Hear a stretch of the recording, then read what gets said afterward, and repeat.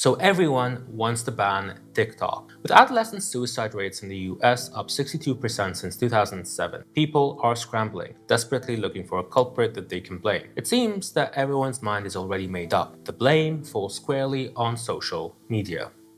So much so that there have been hasty calls around the globe to ban all adolescents off of social media platforms. Lawmakers in the United States are going after TikTok, primarily using the think of the children argument. Just last week, 4 Canadian school boards decided to sue Snapchat, TikTok, and Facebook's parent company, Meta, for just under $3 billion.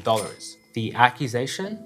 Social media is disrupting children's education. California and New York are doing something similar, this time suing just Meta, accusing it of being responsible for the youth mental health crisis. In fact, here's an article from the New Yorker published just last week. Title: Can we get kids off smartphones? Premise: we know that social media is bad for young people. All fine and well, except of course, we really don't know that. The scientific evidence is tenuous at best, so much so that I feel it's grossly inappropriate to make blanket statements like those that are made in the New Yorker piece. Before we carry on, I want to make it abundantly clear that I'm not pro-social media, I'm just pro-science and science-backed policy. So what does the science say? Now, there is no shortage of studies like this one right here that go on to conclude that in a nationally representative sample of adolescents, more social media use was associated with more severe symptoms of depression, anxiety, and loneliness. The key word in this statement being associated. The problem with a lot of these studies is that they're not really longitudinal cohort studies, which are studies where a group of people are followed up and observed over time. Instead, the vast majority of the evidence we have about social media apps and how they affect adolescent mental health comes from cross-sectional correlational studies, which can only establish associations. In these studies, a bunch of adolescents are selected, handed a questionnaire that typically asks how long they spend on social media apps and how depressed and anxious they're feeling. The data is analyzed, and well, the thing is, these studies don't establish causation. Social media could very well be making teenagers depressed, but equally likely, it could be depressed teenagers who tend to use social media the most as a temporary escape from everything that they're going through. It's a chicken and egg problem, and the only way we can tell which comes first is by carrying out high-quality, longitudinal studies that collect data on adolescents over a long period of time.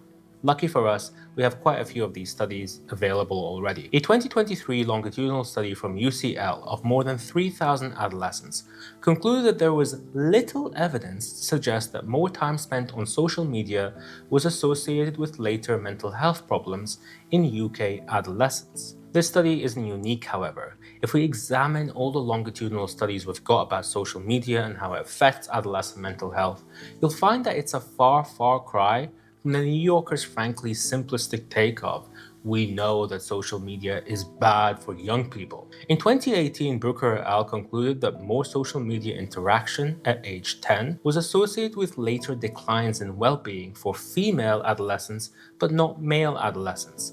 In the same year, Van den Eygen found that more frequent social media use improves social competence after 1 year in a sample of Dutch adolescents. Ferguson et al. From the United States concluded that social media did not predict negative outcomes, finding peer competition to be a much more powerful predictor of buddy and life dissatisfaction. The same study showed that TV had a similar effect size on teenagers' attitudes towards their buddies and lives as social media did.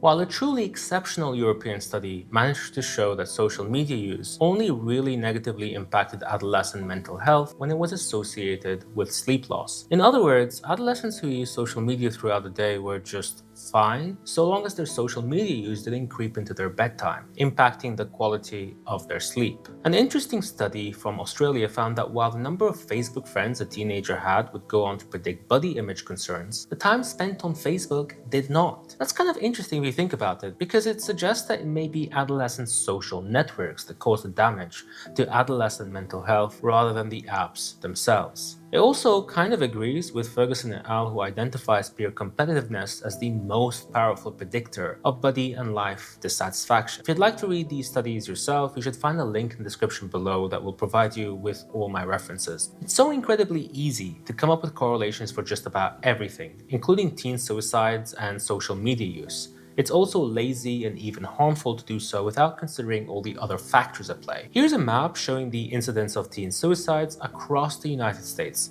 One thing you'll immediately notice is how clustered teen suicides are in the US. New York and Rhode Island have teen suicide rates that are half that of the national average, while a large number of mountain states have teen suicide rates that are twice the national average. That alone shows that the relationship between adolescent mental health and social media use isn't as clear-cut as most people make it out to be.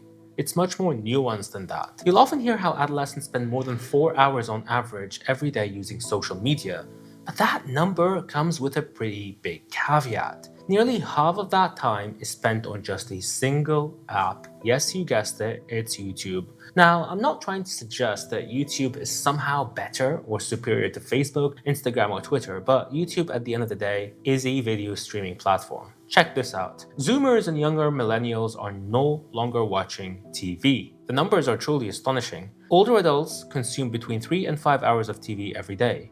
Young people, they consume barely an hour of TV a day. Let that sink in. It seems like social media hasn't really just kind of done anything other than replace TV consumption. What I find most baffling and upsetting about this whole conversation is how parents, politicians, media, and the general public seem to have made their minds up about this issue without much input from the stakeholders themselves, the adolescents. According to a 2022 survey, 8 in 10 teens in the US believe social media makes them more connected with their friends. 71% believe social media provides them with a space where they can show their creative side. And 67% say social media apps make them feel that they have people who can support them when times get tough. I find that last one particularly heartbreaking. Perhaps we need to consider that it might not be social media that's causing the adolescent mental health crisis. Perhaps it's us who are responsible, and adolescent use or overuse of social media is nothing but a symptom of the hostile world that we've created for them and all of the rest of us, obviously.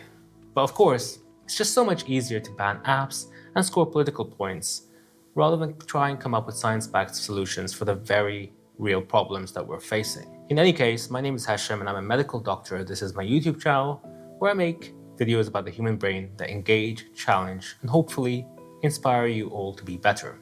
Subscribe for more videos just like this one. Thank you for watching and see you all next week.